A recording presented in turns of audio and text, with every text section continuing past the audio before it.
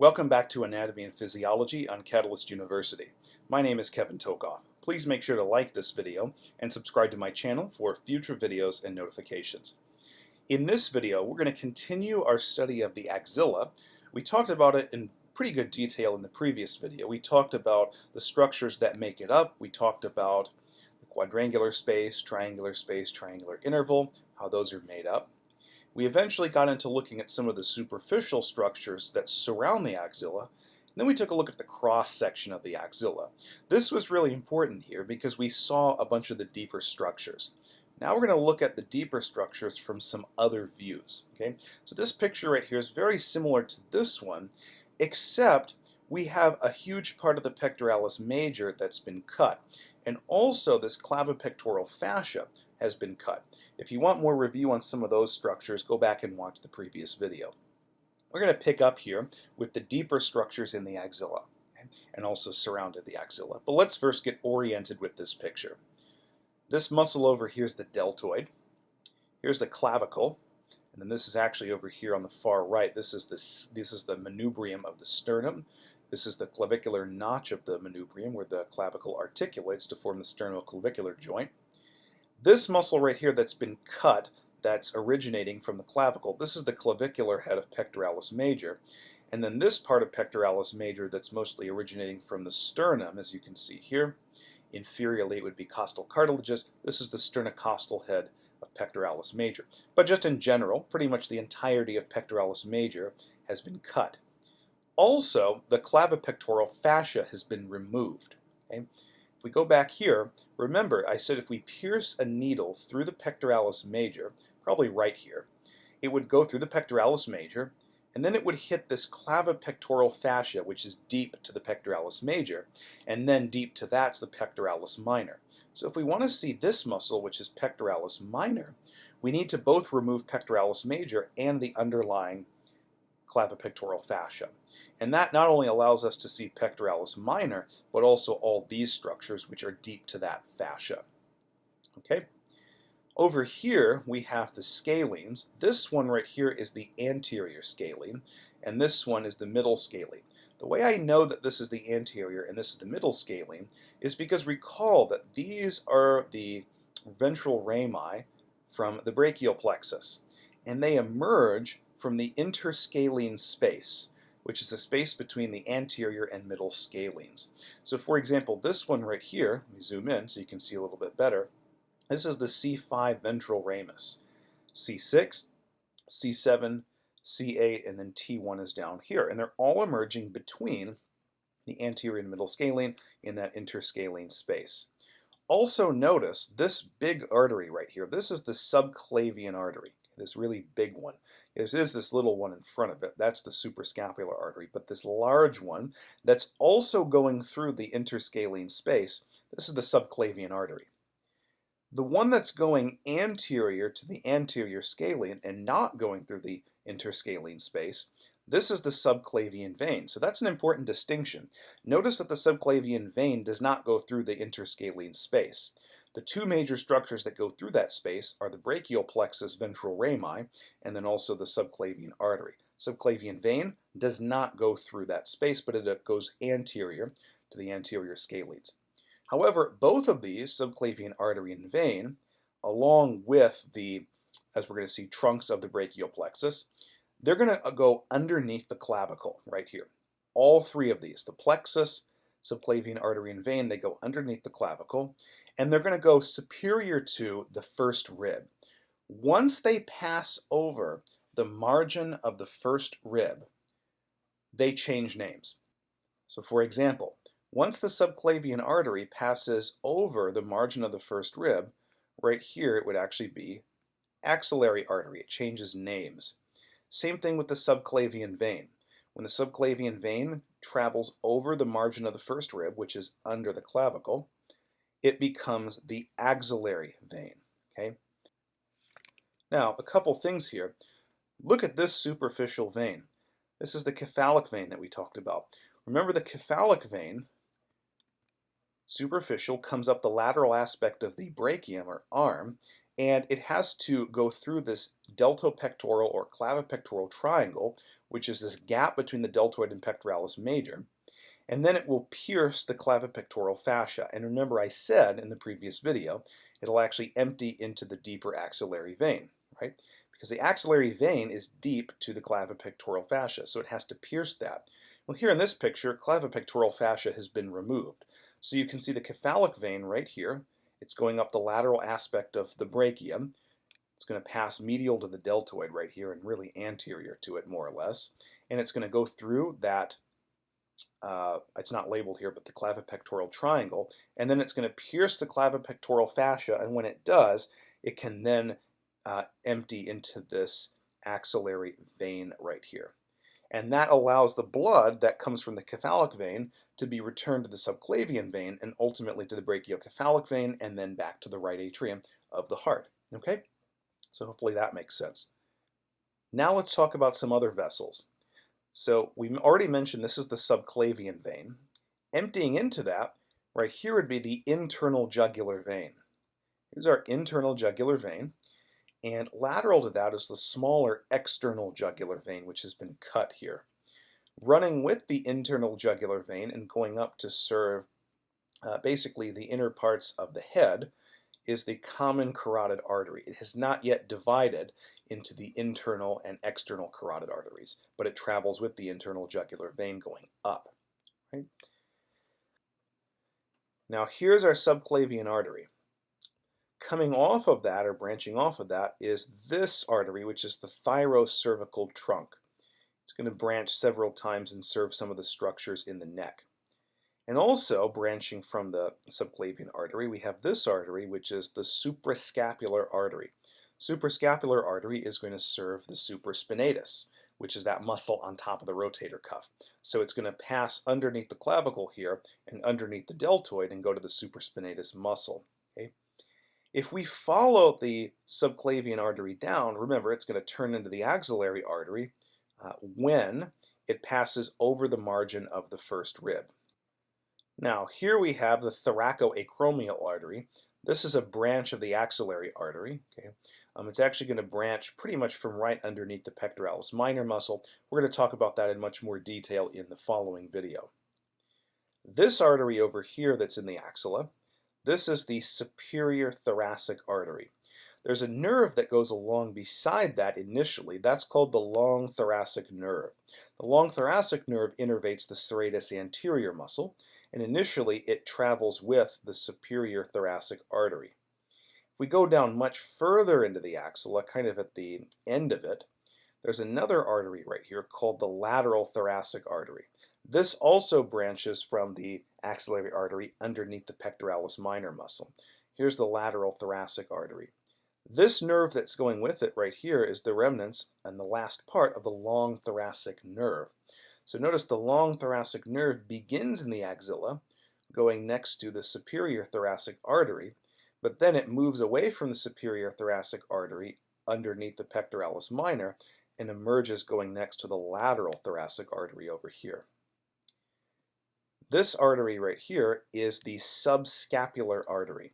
The subscapular artery branches from the axillary artery toward the end of the axillary artery once it's past the pectoralis minor muscle. Again, much more detail on that in the next video.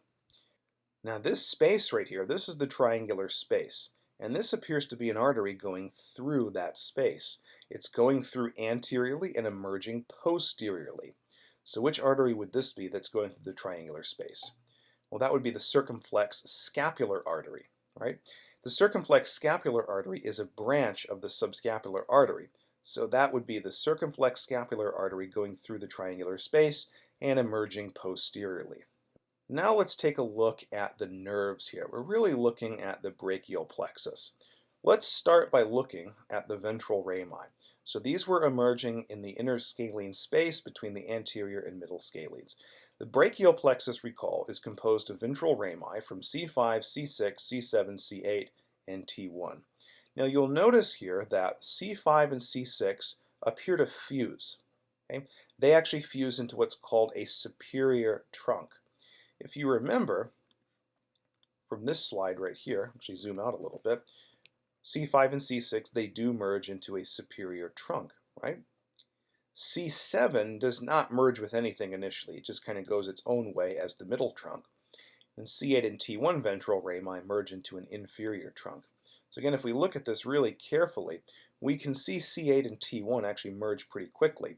This right here is actually the inferior trunk of the brachial plexus. C7 really just stays as the middle trunk, and then C5 and C6 become the superior trunk. Okay?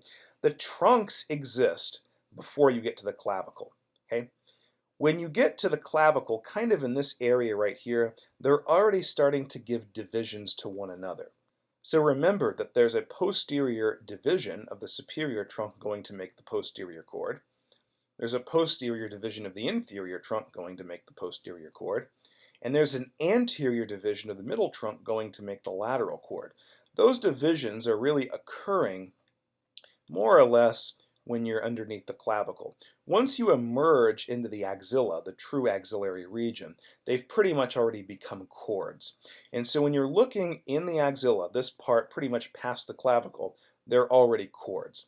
Now they're a little bit difficult to see here because we've got all these other vessels, we've got the pectoralis minor muscle covering them, but we can see a little bit here. Once those nerves have emerged past the clavicle and are in the true axillary region, they've pretty much become cords at that point, and the cords will become terminal nerves. Here's 3 of them labeled over here: musculocutaneous, median, and ulnar nerve. Now remember, the cords of the brachial plexus are named according to their relative position to the axillary artery. So the posterior cord is posterior to the axillary artery. So in that picture, we really shouldn't be able to see the posterior cord. We should really only be able to see the lateral cord and the medial cord. Okay? And that's exactly what we see here. Here's the axillary artery. The posterior cord and the associated terminal nerves of that would be behind this. Okay? So that means that this right here, this is most likely, kind of this nerve right here, this would be the medial cord. It's medial to the axillary artery. And this one is the lateral cord right there. Okay? If we look carefully, we can see the lateral cord right here seems to divide. Okay? This one going laterally is a terminal branch of the lateral cord. This is the Musculocutaneous nerve. It will go serve the anterior compartment of the brachium. That is biceps brachii, brachialis, and coracobrachialis. But notice that it also gives a contribution to this nerve right here. This is a terminal branch. It also appears to get a contribution from the medial cord. So look, lateral cord over here, medial cord over here, they're both giving this contribution to this one nerve right here. Right? Remember, the medial cord gives a contribution, lateral cord gives a contribution, both to the median nerve. So this nerve right here, that's formed from the contribution from the lateral cord and the medial cord, this is the median nerve. Remember that the medial cord continues on as the ulnar nerve. The radial nerve and axillary nerve, we won't be able to see those because they're going to be more posterior, and we'll be able to see those better once we remove all this other junk here, including the axillary artery, not that that's junk. Here's the pectoralis minor muscle, and what you should notice here is that we've got 2 nerves. One's piercing it and one's going kind of around it, and they're both heading toward the pectoralis major muscle. These are the pectoral nerves. This one is the lateral pectoral nerve, and this one is the medial pectoral nerve. Now again, remember, these are named not by their relative position in the chest, but actually by where they branch from. So this one over here is the lateral pectoral nerve. It branches from the lateral cord of the brachial plexus. The medial pectoral nerve will actually pierce the pectoralis minor muscle, but it's coming from the medial cord of the brachial plexus. Okay? So hopefully that makes sense. And then just a few other things here. Again, here's our trapezius back here. This muscle we covered in a previous video. That's the omohyoid. That's actually an infrahyoid muscle, actually in the anterior neck compartment. All right, let's go on to the next picture right here. So a lot of the same structures here. Here's our pectoralis major muscle that's been cut. Over here, here's the deltoid muscle that's been cut significantly. Here's biceps brachii. Back here, this muscle would actually be triceps brachii, okay? And this is going to allow us to see, again, where some of these nerves are going to run once they actually get into the brachium region. So let's actually go back here, kind of follow this, okay? So we're zoomed in now. This artery over here, this is the superior thoracic artery. This is the long thoracic nerve, which is going to serve serratus anterior. It starts out running next to the superior thoracic artery, and then when it crosses under pectoralis minor right here, here is long thoracic nerve. It's going to be running with the lateral thoracic artery, which is right here. Now this is, of course, the pectoralis minor muscle. Again, here's our lateral pectoral nerve coming from the lateral cord of the brachial plexus. Here's the medial pectoral nerve coming from the medial cord of the brachial plexus. Over here, this artery, remember, that's going posterior to the axillary vein right here. Okay? This right here would actually be the subscapular artery. Subscapular artery branches into this, which is the thoracodorsal artery. Thoracodorsal artery will actually go in and serve the latissimus dorsi muscle. And then it also divides into this, which is the circumflex scapular artery, which then travels through that triangular space posteriorly. So we have, again, circumflex scapular artery and thoracodorsal artery coming from the subscapular artery. This nerve right here, this is the lower subscapular nerve, which is a branch of the posterior cord of the brachial plexus. Again, we see that right here. Lower subscapular nerve is a branch of the posterior cord. And then this nerve right here is the thoracodorsal nerve. Again, thoracodorsal nerve is going to travel with the thoracodorsal artery to the latissimus dorsi muscle. Let's zoom back out a little bit. And again, here we have the lateral cord of the brachial plexus. Here's the medial cord. And we can see that they provide contributions which merge into a single terminal nerve. If we follow it along, this is the median nerve right here. Receives contributions from both the lateral cord and the medial cord. This nerve over here would be musculocutaneous nerve. This nerve, again, remember, is going to go into the arm. It's going to pierce through coracobrachialis, and then it's going to wind up between biceps brachii and the brachialis muscle, but overall it just serves the anterior compartment of the arm, or brachium. The medial cord, which is over here, medial to the axillary artery, it does give off that contribution to the median nerve, but it itself continues on as the ulnar nerve.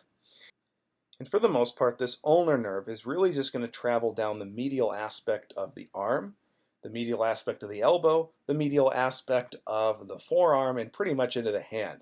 Ulnar nerve is pretty much the most medial of all the nerves the whole way down the upper extremity.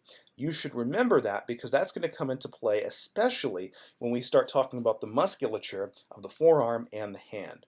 The ulnar nerve really doesn't serve anything in the brachium. It only starts serving things once we get to the elbow, okay? But it travels down the medial aspect of the arm. So hopefully that makes sense. All right, so we pretty much hit all the main stuff here. One more thing to look at in this picture before we move on, and that's this branch here of the axillary artery. So here's our axillary artery. We can see here that it gives off this branch right here, which is the thoracoacromial artery. Okay?